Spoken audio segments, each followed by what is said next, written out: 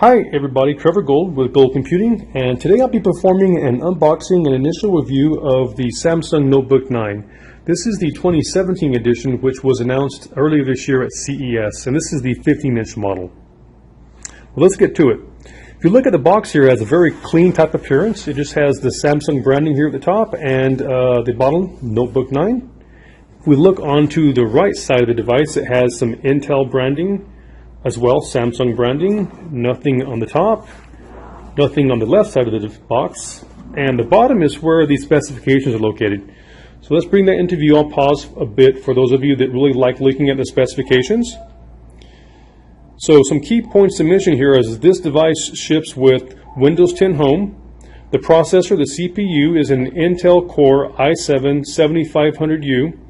The LCD panel is 15 inches and is full HD. This has a dedicated NVIDIA 940MX DDR3L video card, has onboard memory of 16 gigabytes, and I should mention that whether you choose the 8 gigabyte model or the 16 gigabyte model, whatever you choose you'll be stuck with, as the memory is soldered onto the motherboard. This has a 256 gigabyte SSD, and the color of the device is light Titan. So let's go ahead and remove the cover and see what is included inside. Okay, there's the device. Let's go ahead and take that out for a moment and let's see what Samsung includes within the box. Here's the Windows 10 Apps Quick Guide, some Samsung branding here at the top of that. They also include a micro USB to USB Type-C converter. It's always nice, good to have more of those. To the side. Let's see what else is included. Here is the charging brick. Has some Samsung branding on there as well. Very clean appearance, very clean looking. There you go. Let's set that to the side. And that's it. Nothing else in the box. Okay, let's go ahead and take off the protective shielding so we can get a good look at the device.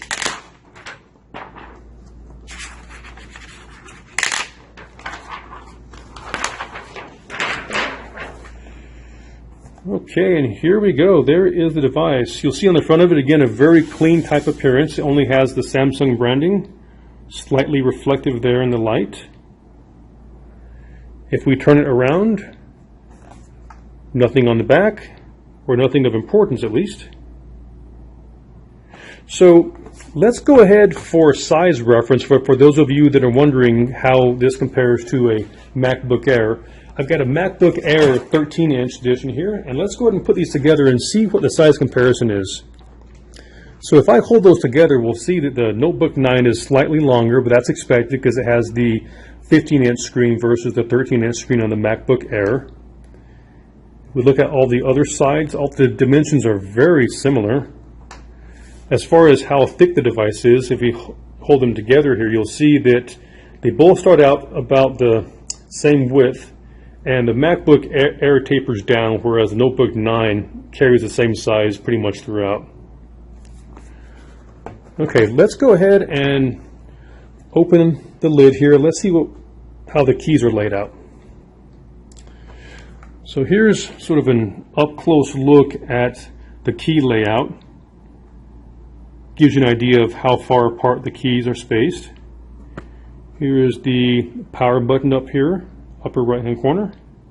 Here's a fingerprint sensor, which once you register a fingerprint, it will allow you to log in with a fingerprint versus a username and password. So that's very neat. So let's go ahead and compare that to what we see on the MacBook Air.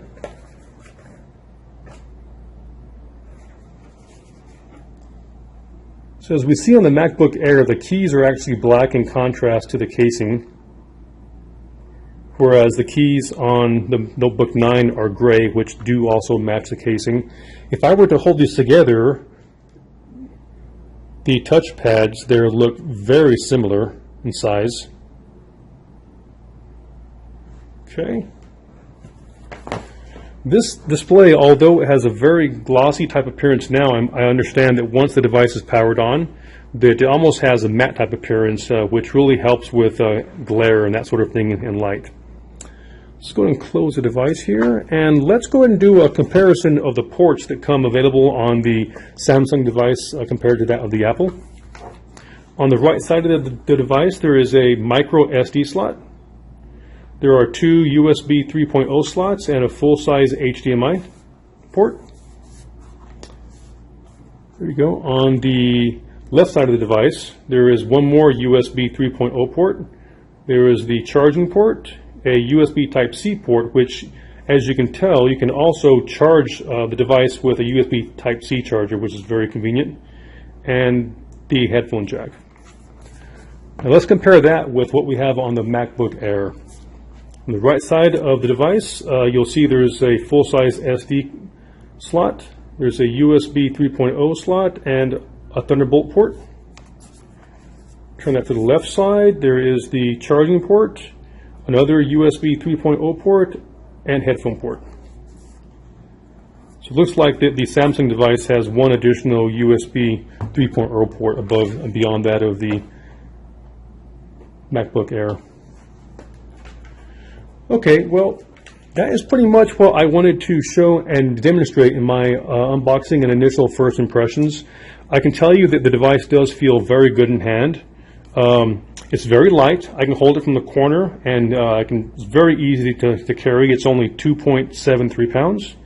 I think compare that to the 13-inch MacBook Air, which I believe is closer to 3 pounds and has a smaller display.